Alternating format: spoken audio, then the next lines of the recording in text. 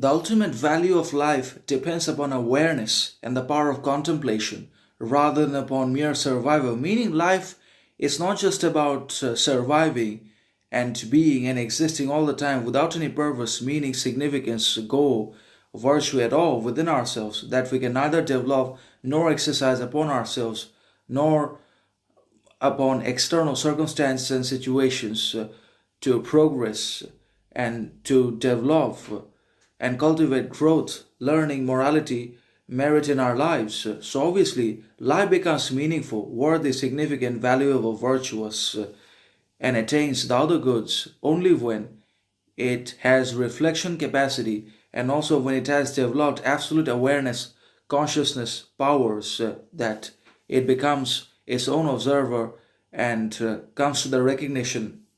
and identification of its own problems, chaos, confusions, conflicts, and complexities, of its own ignorance, mediocrity, and arrogance, and is able to thereby seek parallel regeneration, improvement, betterment to its problems, and also manages the external circumstances, outside situations, and societal or public upheaval, circumstances, discriminations, evils, barriers directed against him with absolute character, consistency, morality, and the retention of his qualities. So that's how awareness helps life